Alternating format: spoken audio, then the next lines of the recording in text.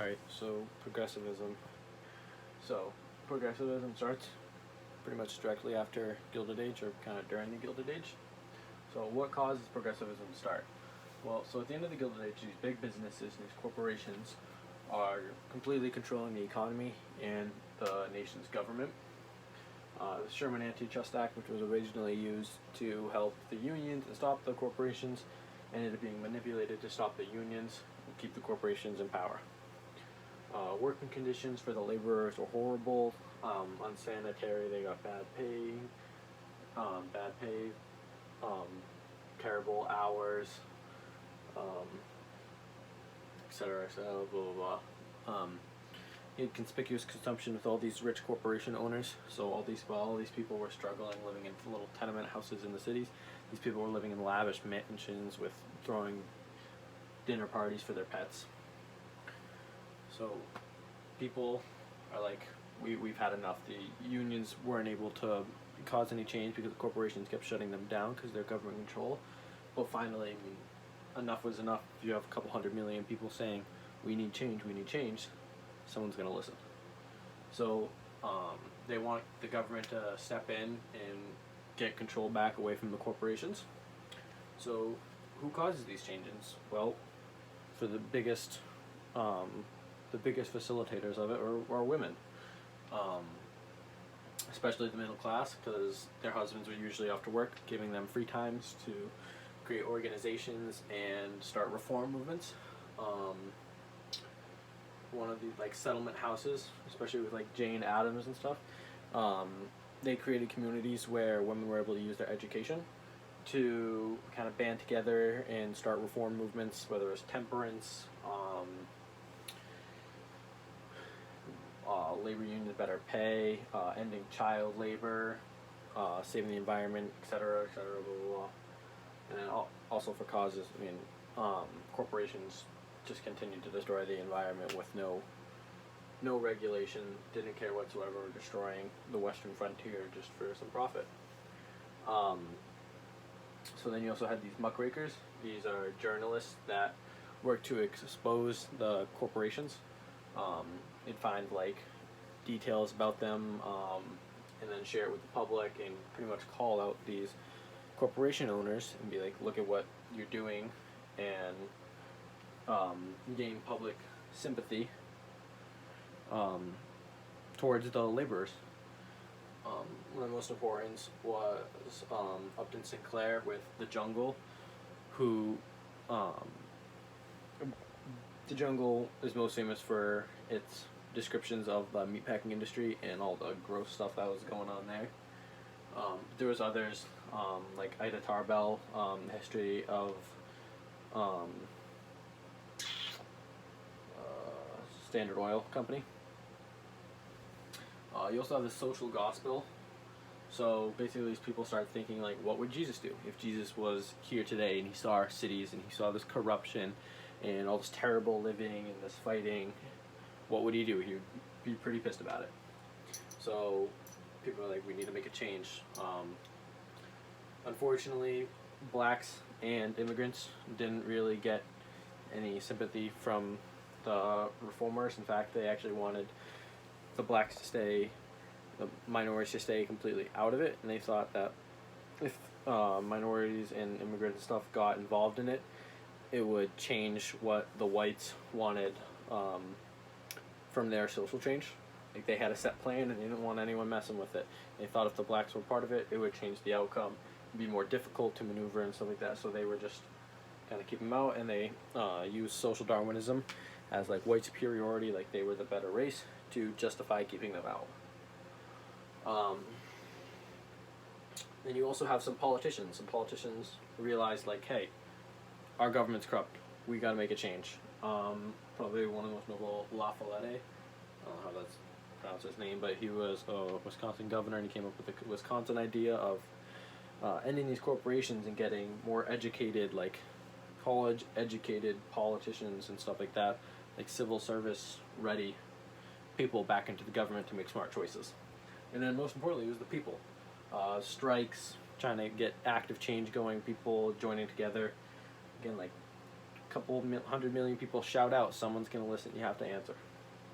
So some of the biggest changes made, women's lives. They gained a ton more power and like almost respect, if you will, due to their involvement of all the reform movements. Again, they were like the driving force behind a lot of these organizations. So people started to be like, hey, women are helping out, like, pretty good. So settlement houses, let them use their education.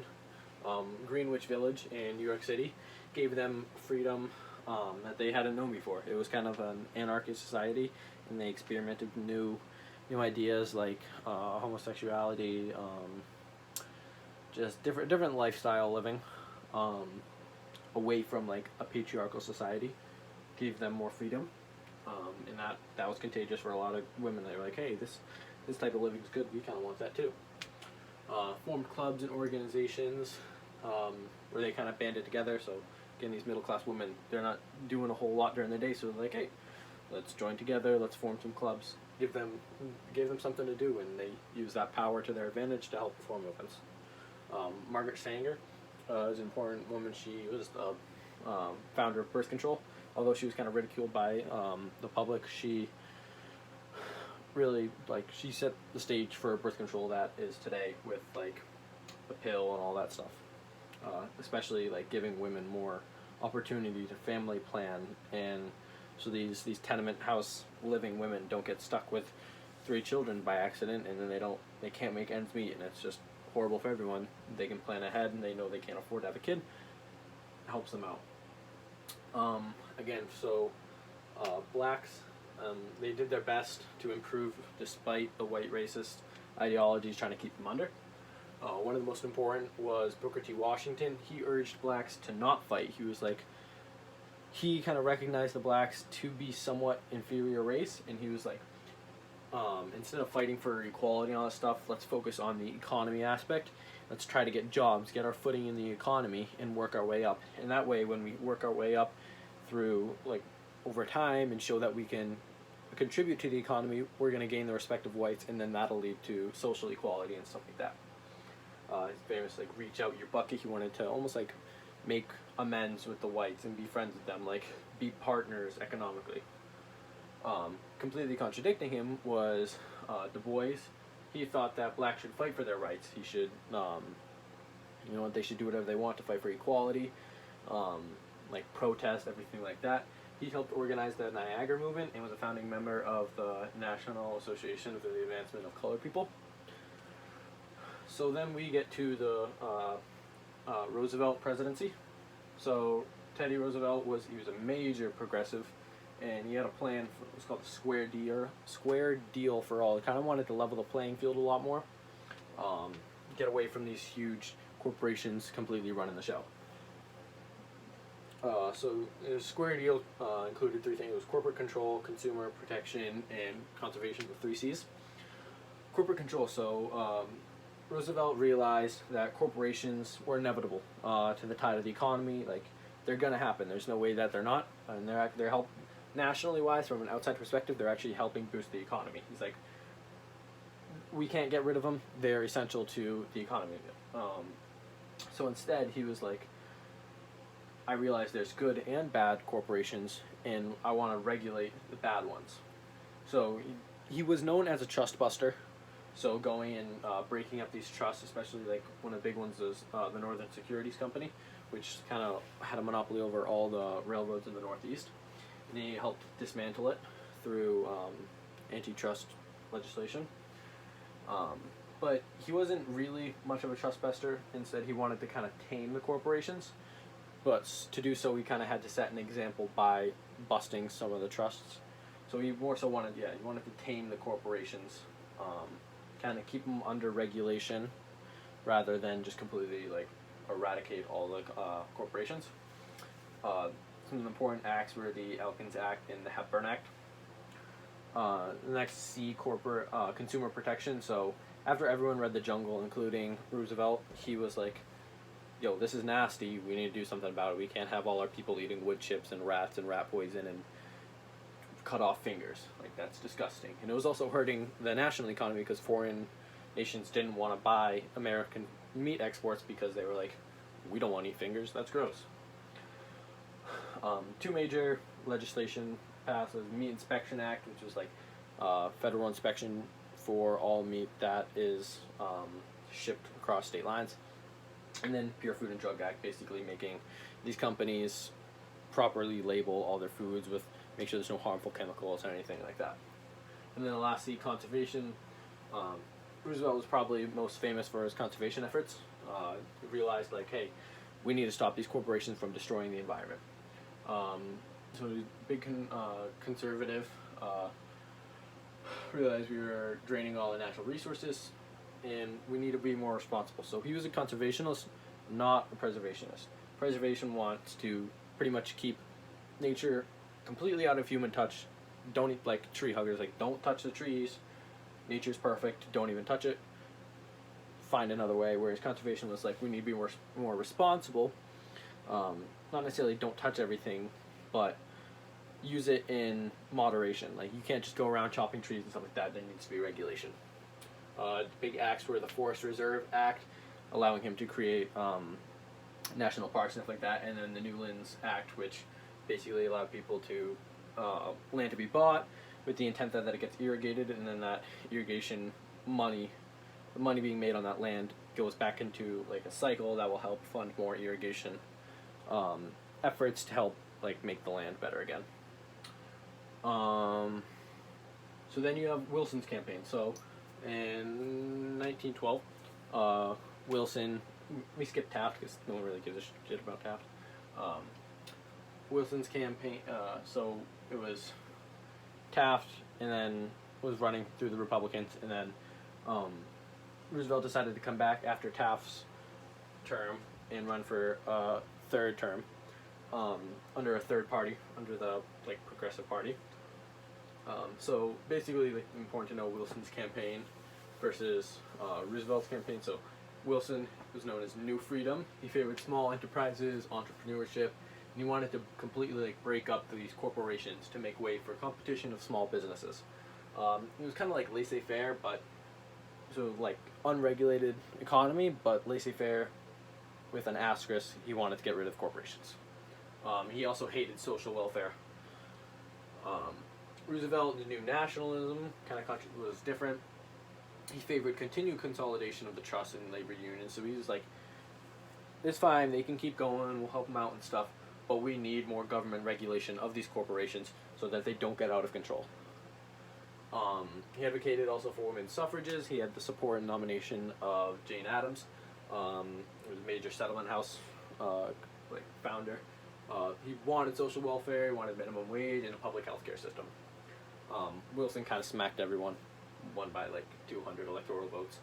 And as president, he worked on his version of like his plan, kind of known as Triple Wall of Privilege, which included the tariff, banks, and trusts. So for the tariff, he wanted to lower the tariff because it was helping big businesses control everything, and he wanted to get rid of it to allow these small businesses to have opportunities to compete. Basically, the big legislation he passed was Underwood tariff, which very much restricted it, the protective tariff at the time. For banks, so he wanted to redo the banking system. It was old, didn't really work. It was from like the Civil War era time. So basically created the Federal Reserve Act, which created 12 like regions of banks, all with the central bank. And this was really helpful because it allowed funds to be distributed at a quicker pace if an area needed money like quick. And it also had a board to control this, so it wasn't just like all lily-dally. Board controlled, make sure everything was regulated and stuff like that. And the currency like was maintained with, like at an equilibrium. It also created Federal Reserve notes, which is like our money today, so common currency. And then lastly, trusts. So we wanted to get rid of these trusts to help the small businesses grow. So Federal Trade Commission Act and Clayton Antitrust Act helped destroy these trusts. Clayton Antitrust was big because it increased the list from like what Sherman Antitrust Act was, but it actually like worked, and it gave a bunch more stuff that the government could use to objectify against these corporations and dismantle them. And it also allowed unions to like peacefully protest and strike and stuff like that, and it also prohibited the legislation to be used to attack these unions as the Sherman Antitrust Act had been. So that's basically it for progressivism. Again, to sum it up, life was crap. Corporations ended. Corporations were kind of running the economy and government. Life for majority of the population sucked. Towards the end, government legislation passed, takes more control of the government. Government takes more control of the economy and society and helps kind of even the playing field out. I hope that was helpful.